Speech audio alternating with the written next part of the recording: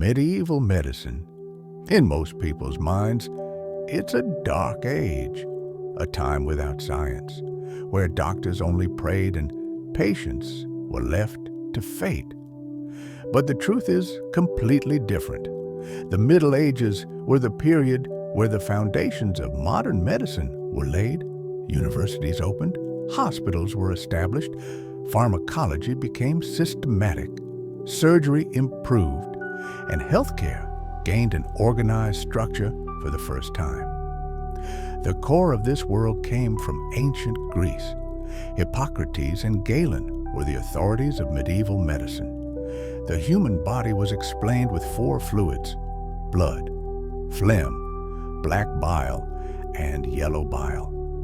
Disease was defined as an imbalance of these fluids, so treatments focused on restoring balance. Bloodletting, sweating, inducing vomiting, herbal mixtures. For them, this was science. The Middle Ages were not against science. On the contrary, medicine was one of the first university subjects in Europe. Bologna, Paris, Padua, Oxford. Medical schools opened in these cities. Training a physician took at least 7 years. Students studied logic.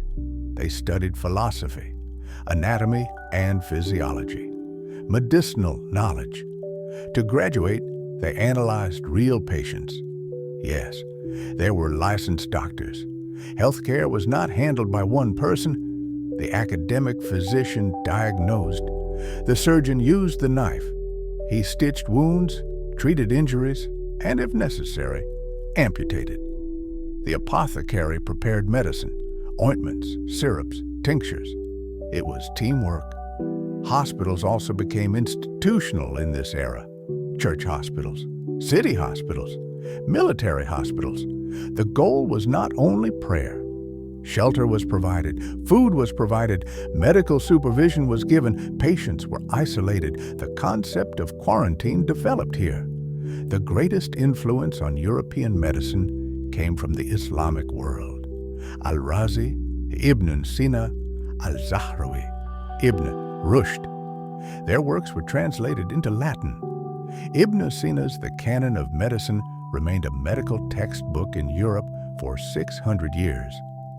Al-Zahrawi's surgical techniques laid the foundation of European surgery, pharmacology, chemical drugs, surgical practice. These improved through this transmission.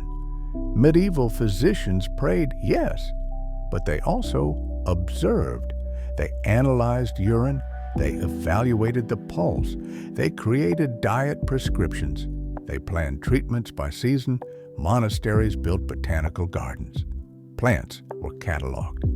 This culture of recording became the ancestor of modern data collection. In 1347, the plague reached Europe.